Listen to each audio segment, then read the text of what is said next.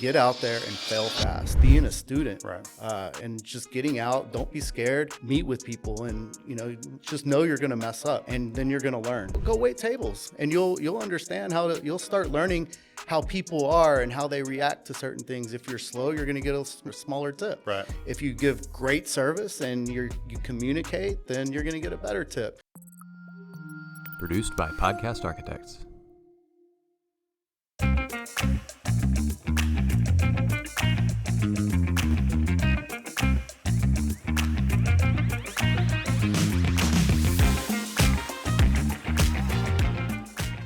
Welcome back to another episode of The Path Forward. As always, I'm your host, Dr. Rick Fernandez, and we talk education, innovation, and everything in between. I want to welcome my guest, my brother from another mother. No, not really. Mr. James Burns, welcome to the show. Yeah, thank you. I appreciate the opportunity to be here today. So I got to give you a proper introduction. So James is the vice president of PGW. Yes, PGW. What does PGW stand for, first of all, and what do y'all do? Okay, so PGW stands for Parking Garage and Warehouse Solutions. We started in 2016, mostly doing industrial and commercial LED lighting. Okay. So retrofits is where we started. Since then, we've kind of evolved, and now we do all kinds of different sustainability, energy reduction, which LED is obviously a big portion of that as well. Let me ask this question, because Okay. when you hear LED, right, and I assume I'm a novice, what's the difference? Why is that such a big thing now, the transition to LED? Yeah, I mean, they use significantly less electricity, first of all. They're brighter, they last longer. It's proven from a safety standpoint and a productivity standpoint that people perform better. They don't fall asleep. They just perform better when you have a brighter environment. So obviously for schools, that would make a big difference, because we're always trying to find the optimum environment for kids to learn. Right. And even in college, when you fell asleep in class, you wanted to blame that on the old school bulbs. But where we are now, how big of a transition are you seeing across the country to LED? Yeah, I mean, businesses, everyone already knows what it is. Right. They're making that transition. A lot of people, they're replacing old lights with LEDs as they go out, which is not the most efficient way of doing things. But everyone sees the benefits of it, and most companies have made that migration. There's been a lot of different tax incentives and different types of programs set up to help people make the transition faster. We've got lighting as a service type offering that we offer here at PGW, where we can go in and we can do a full audit. We can see what the savings are going to be. And then if the savings are large enough, then we can actually come in and outfit your entire facility. Then you pay us through the savings. So what is that typically called, right? Because I know what you're talking about in districts, school districts, that happens a lot. But for somebody that doesn't know, how is that verbalized? It's like performance contracting. Okay. Yeah, we call it energy as a service, and you can do it with not just LEDs, but like HVAC, right? You can do it with all different types of energy savings. I mean, we've got a patented product that we call the voltage recycling system. It gets about 10% savings and builds efficiencies otherwise, where we can implement that solution as well. And if you're spending $1 million, you save 100. Instead of putting up front the capital, because I know money's tight with everybody right now. Yeah. So we can go and put up the upfront capital. We can outfit your entire facility. You get all the operational benefits of it, and then we take a percentage of the savings. So let me ask you this. What type of entities do you work with? I know y'all are agnostic. It doesn't matter. You can help anybody, but give me some of your clients that you serve. Sure. Mitsubishi, Caterpillar, Keurig Dr. Pepper, Niagara Bottling. I mean, these, big companies.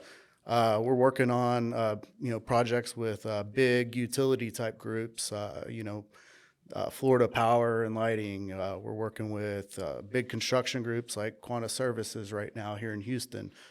So we're really, just agnostic to who we can work with.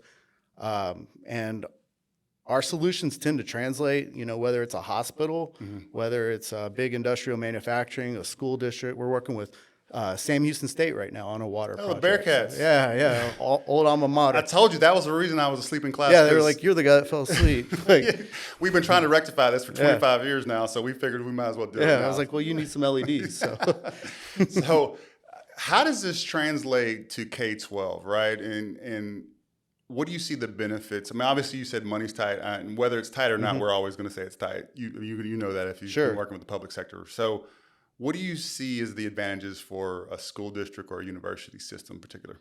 well, I do know, just one of the biggest costs for school districts is going to be electricity. Right. Right. And some of the easy low hanging fruit you can do is an LED retrofit. Right.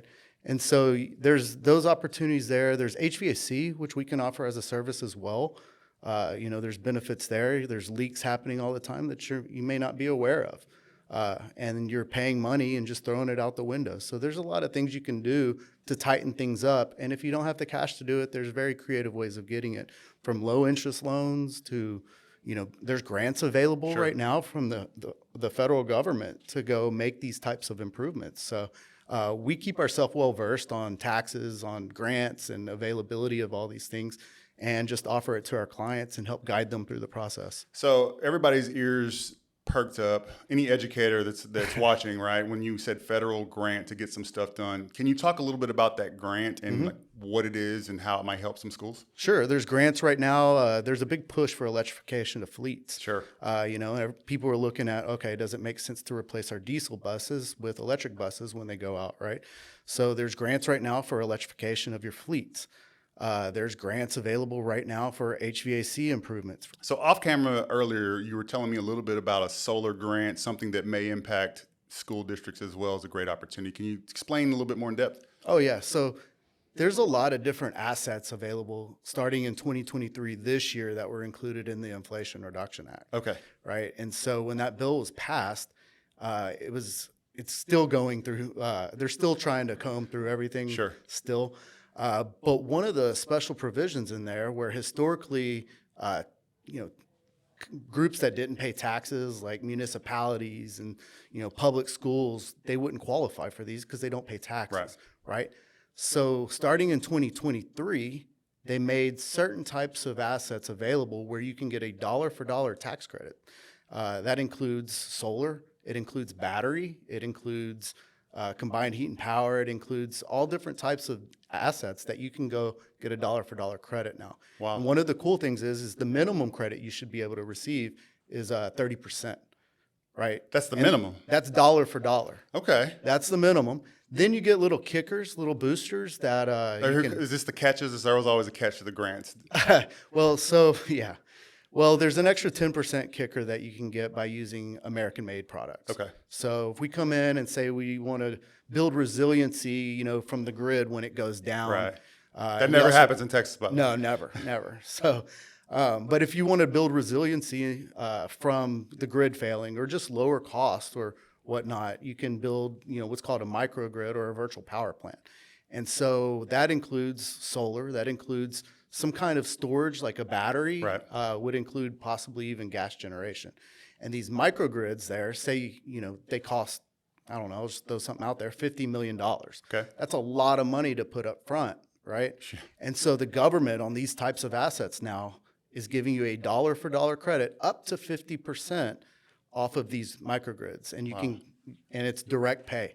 So you would just file taxes as if you were a public company. And then you would get a dollar for dollar grant, or not grant, but dollar for dollar tax credit the very next year. So I'm going to ask what most superintendents are going to ask, right? If they're offered this opportunity, hey man, will y'all write the grant for us so we don't have to write the grant and we just want to get the reward? Yeah. Oh yeah. We've got all kinds of partnerships and resources that are available that specialize in this type of thing. So absolutely, we can help. We can write it. We can help guide you through the entire process. We could write the grant. I mean, we want to make it easy for you because this isn't your expertise. This is what we do. Sure. And so we know if it's not your expertise, things could linger out, and there's only a set amount of dollars for these types of credits. Granted, it goes out till 2032, but there's only a set amount of money. So you want to be first in on grants, just to help expedite things. Always. Yeah. Mm-hmm. So I want to talk water because water is a problem, and I didn't know how how critical water was in the state of Texas. And I give a shout out to two of my colleagues from Answer Advisory, Carlos Rubenstein and Robert Sheets, who have this understanding like nobody's business.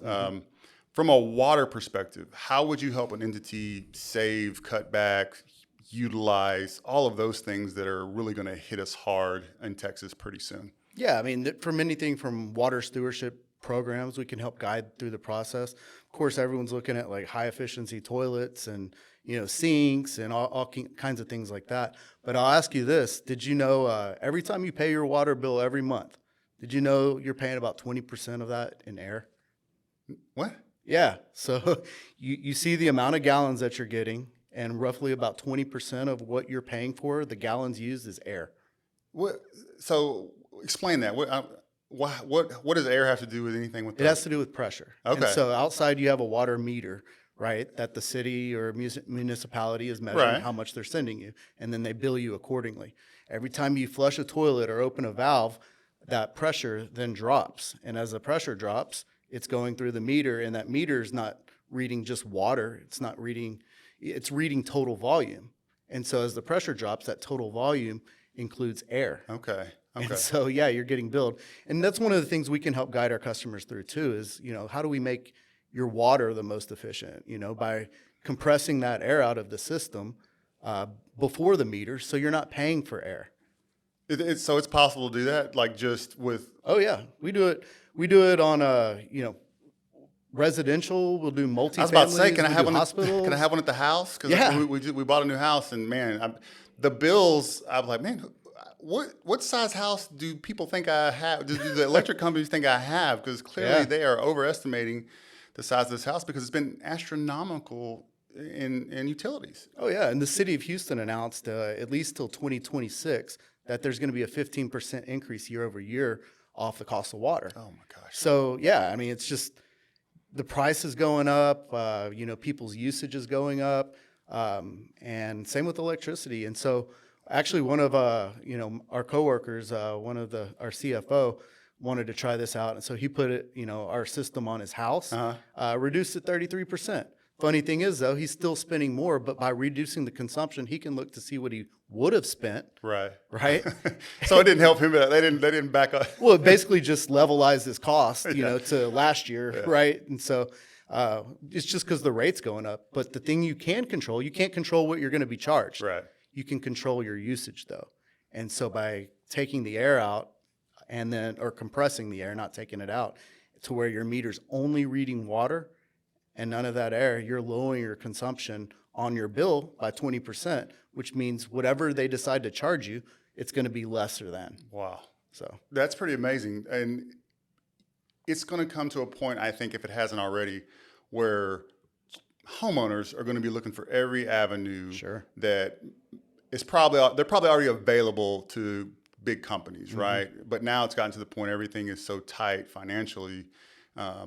Every cost-saving measure that you can possibly do, people are thinking about, and utilities is a huge one. So that's interesting. I had never even considered any of that. Didn't know anything about the water pressure in the air. Water comes out, we use too much, turn the water off. All those things you tell your kids, your family. And those tax incentives I talked about earlier, those ITC, that could be for residential as well.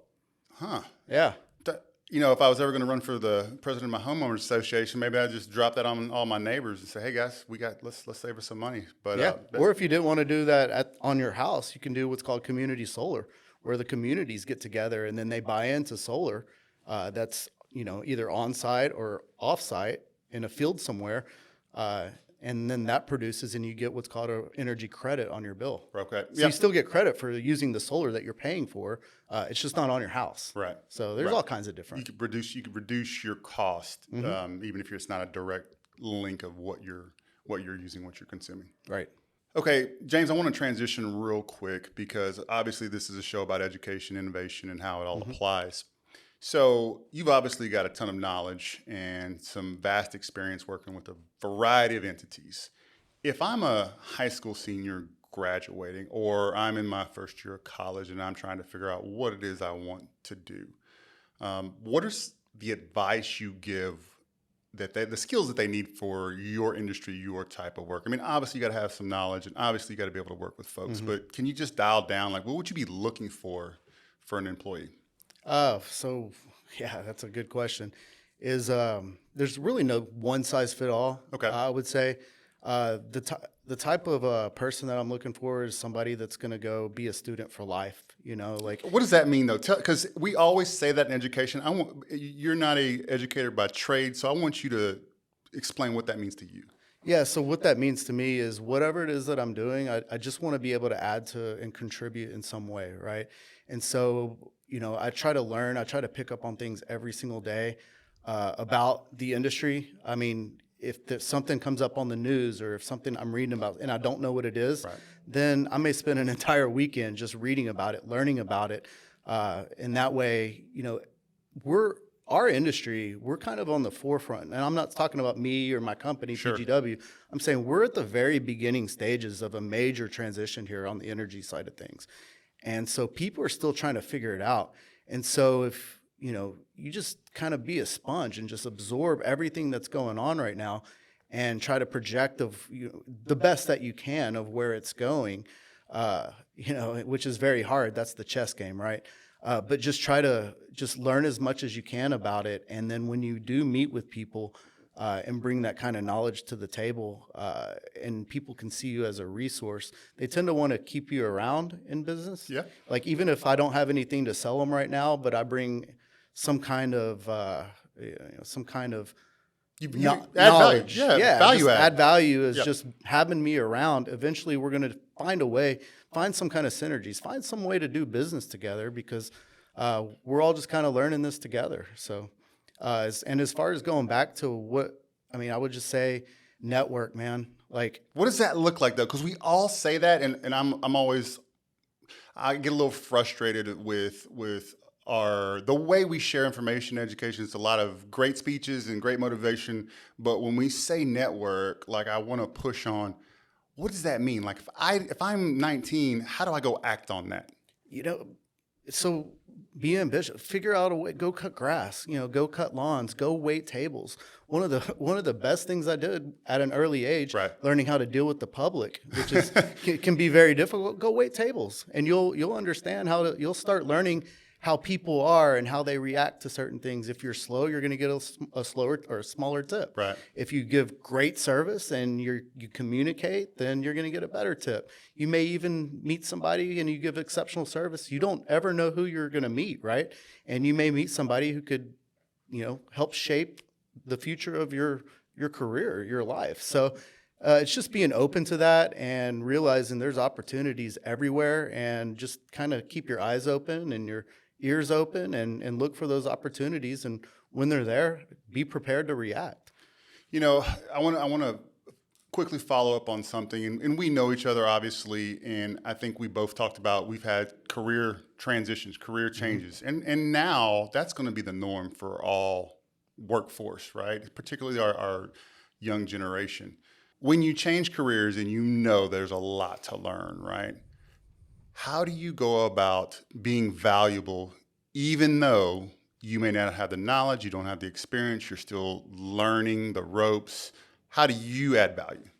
Man, you just have to do it. I mean, you have to just submerge yourself in it. I spent the majority of my career in healthcare. Right.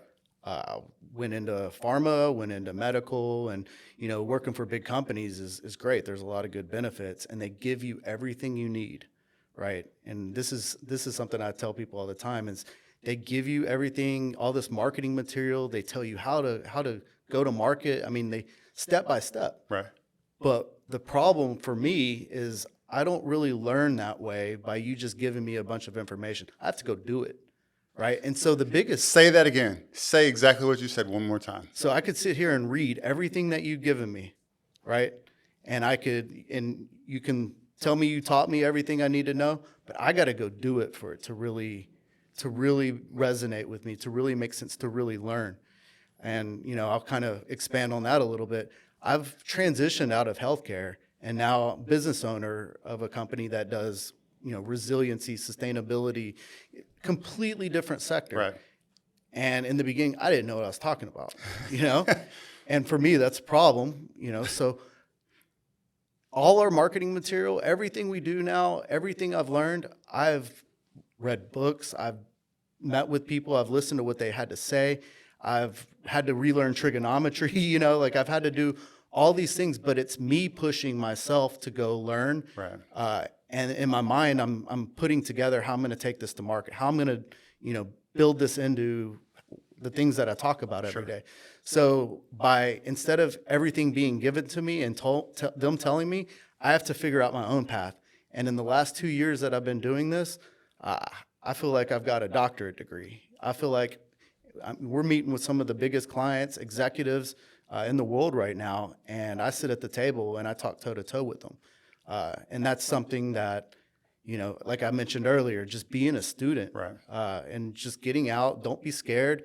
You know, you go out and you meet with people, and you know, just know you're going to mess up, and then you're going to learn, and then you're not going to mess up on that point again. But it's not being afraid of failure. Yeah, that's critical, and that's something that we're trying to really work on in education, because everybody feels like everyone has to be on the honor roll. Everybody has to make. If you make a B or a D, or if you even fail, what's wrong? What's not happening? It's the teacher's fault. It's the curriculum's fault. It's the district's fault. No, failure is a part of the journey. Yeah. Failure is a part of learning, and it's critical that we build in failure and, you know, resilience and struggle and adversity into what we're doing for kids. And so you just dropped a bunch of pearls of wisdom there. The best part out of all of it was you said relearn trigonometry, and I'm like, man, I didn't even learn, much less relearn. Okay, I got one more ask, and this is something that I try to push and I thought was very valuable for my school district, and now that I'm on the private side, school districts anywhere. Let's say you were to win a contract with a school district, right, providing services and expertise.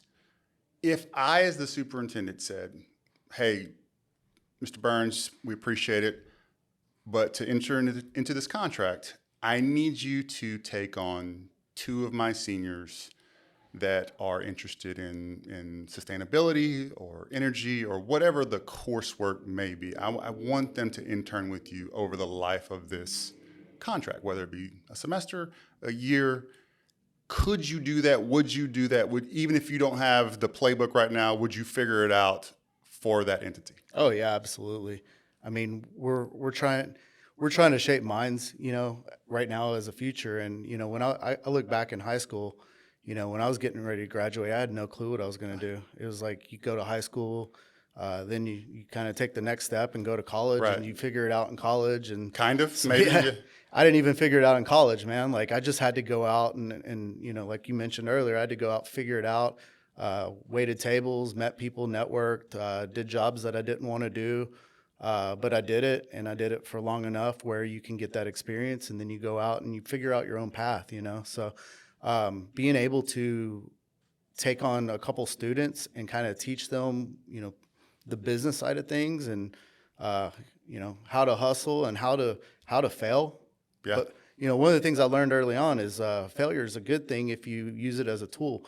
And one of my old vice presidents of sales, it stuck with me, is like, get out there and fail fast. Yeah. Because law of averages tells you, you know, if you succeed 1 out of every 10 times, then fail as fast as possible. And then once you fail 9 times, you know a success is getting ready to happen. But so many people are scared of that failure, and to be able to maybe take a couple students and watch the struggles, watch the hustle, watch the struggles, watch the failures, and then be right there when you succeed, and be able to, you know, feel what that feels like, and then build on that. I mean, it can translate into just about anything they want to do, even if they don't want to do business. I mean, there's always some sort of negotiation, no It's matter what job transferable. you have. Yeah. It's all transferable. So you're learning good business skills, and you know, me, I would love to, you know, do something like that, and to be able to help the community that, you know, we live in, and you know, help serve in that way. Well, I mean, I got news for you, because you just said it on camera, so somebody's going to probably hold you to that. Hey, man, you remember when you said that, you know, 6 months ago? So you probably just set yourself up for that. But Well, good. I bring it. exactly, Yeah. exactly, and that's why I wanted to have you on the show, is because that spirit right there, right? If we do more of that, we're going to eliminate the gap that everybody keeps complaining about. Business, there's not enough skilled workers. Education, hey, we're just trying to follow the curriculum. Well, there's a gap that we could eliminate if we started doing things a little differently. And part of the reason I wanted you to be on here is to talk a little bit about not only what you do, but why you do it and the path that Right. it takes. Because those are the critical points. Yeah, and these kids are right. They're trying to find themselves, right? It's like, when you have kids, you try to put them in all these different sports. Let them learn all these different instruments. Let them try to figure it out what they want to do, and then they tend to gravitate towards something. But exposing them to as much as possible, and then watching them gravitate and then grow, right? And so, if I can be a tool or a mechanism to help, shape somebody's life and career path and down a direction that, will benefit them then and later in life, I mean, that's really what it's all about. Okay, James, last question. I want to talk a little bit about innovation.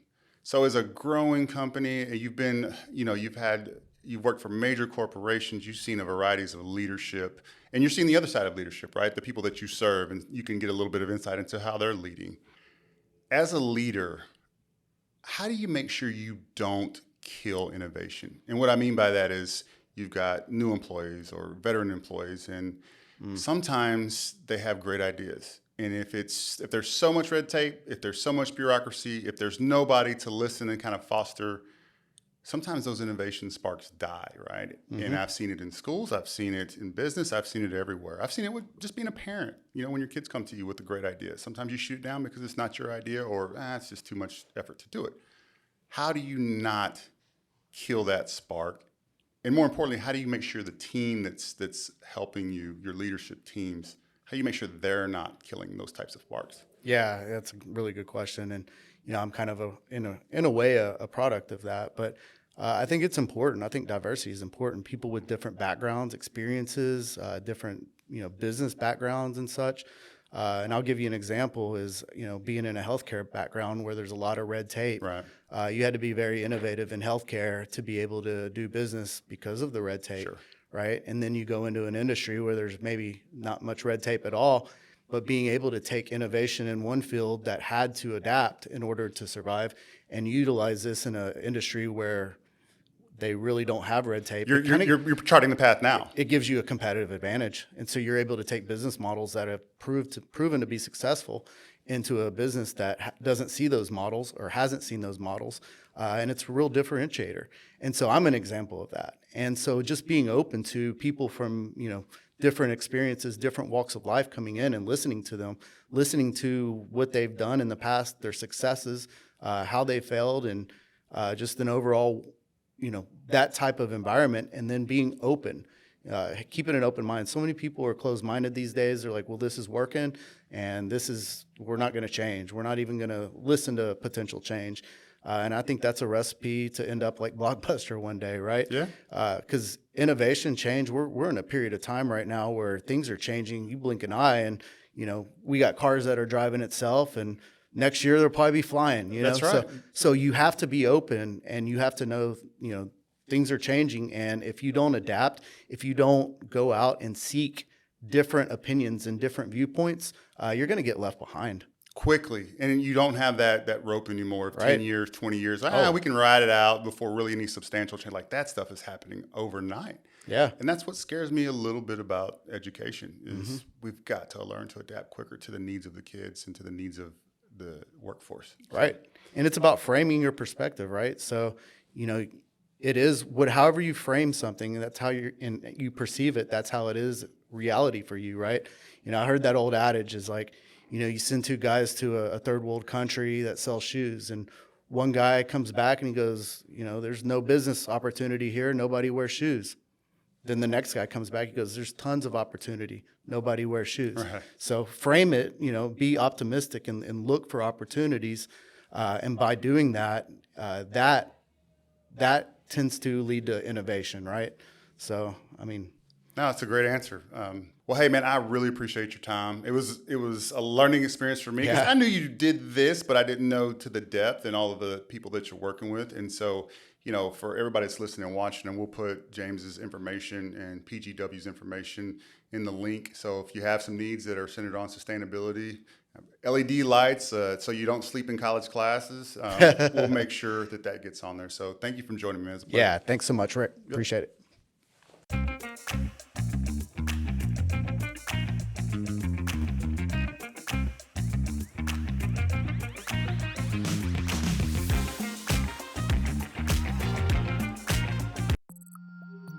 Produced by Podcast Architects.